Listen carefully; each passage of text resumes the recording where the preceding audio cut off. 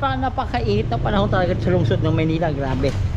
Talagang ramdam mo yung init dito po sa lungsod ng Maynila. Actually ngayon, nandito tayo ngayon sa Isabelo de los Reyes Elementary School, which is kanina lang ay nag-inauguration po dito ang 6-story Isabelo de los Reyes Elementary School building. So, kanina lang yan. So, ayan po, papakita ko sa inyo. Ito po ang 6-story Isabelo de los Reyes Elementary School. Ito po yung plano. Dito po sa may Morga Corner, Nolasco Street, Tondo, Manila. So, kanina lang po, fresh na fresh. Abangan nyo po yung video natin. Galing po sa live kanina ng Manila Information Office. Ayan. So, papakita ko lang sa inyo kung saan po ito. Dito na po yung sa may kanto na malapit na po ito sa may iglesia. Kung lalakarin mo, konting tumbling lang yan, dyan lang yan. So, nandito kanina. So, tingnan natin. Actually, dito naabutan yung event mismo, pero meron po tayong konting coverage doon sa location kung saan ito papatayo ang building. Actually, dito lang yun. Ayan. Sako po ito ng Distrito 1 at salamat din kay Kung Ernix, isa din sa mga project na, ito. So dito yun.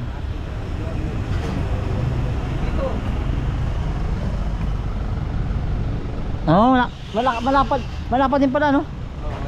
Oh, malapad din pala. Groundbreaking. Katatapos lang po ng groundbreaking po.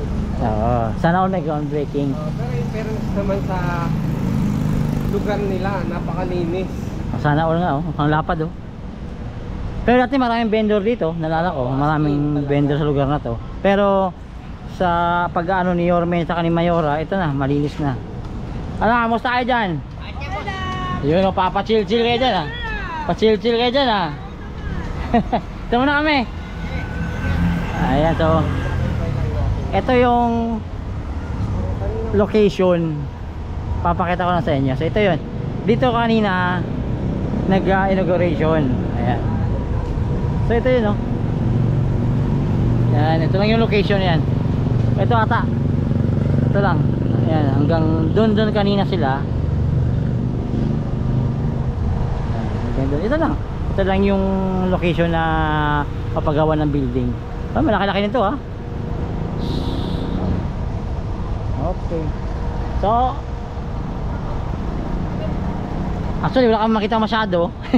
Wala pang ginagawa. Groundbreaking pa lang naman nangyari. So yun yung project kanina, So wala pa naman eh. So ayan si Ponce. Naimasok na ako kami rito. Ayan na. So ito po yung construction ng 6 story. So ito lang. Ito lang yun. Ito lang yun. Pero ito yung building na yun, meron siyang ground floor area na 1,570 square meters. Ang second floor is 1,575.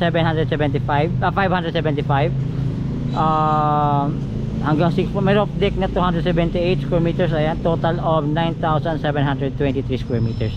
May classroom ito na 49, may e-room, may laboratory, may auditorium, may elevator, may male and female toilets, may faculty, office, canteen, stairs, storage, and water tank. Ayan. So ito po yung itsura ng building.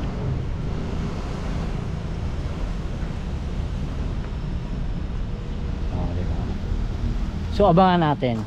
So mga kaibigan, away ahead na naman.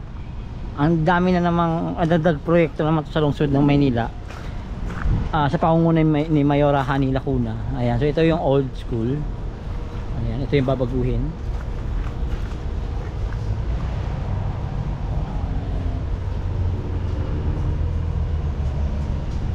So ang laking pababago na naman ito. So ayan, diyan po nilublob kanina yung mga dokumento, diyan nilublob. Ayan. So anyway, wala pa naman ginagawa ho rito. So panoorin niyo lang po itong video na to. Maraming salamat po sa suporta. Tuloy-tuloy po ang proyekto na pinapagawa ni Yorme Isko at ni Mayor Hani, ni Vice Yul, ni Kong Ernest Dionisio ng District 1. Tuloy-tuloy po ang papapagawa ng magandang eskwelahan dito po sa lungsod ng Maynila. Ito po yung update natin sa Isabelo de los Reyes Elementary School. Abangan natin to for I think 2 years. May mangyayari na to for 2 years. So hindi ito yung makita nyo, baka itong part na to, sarado na to, puro na to building. So ayan, thank you and thank you po sa support. Ingat po kayo. Wah, grabe. Yeah.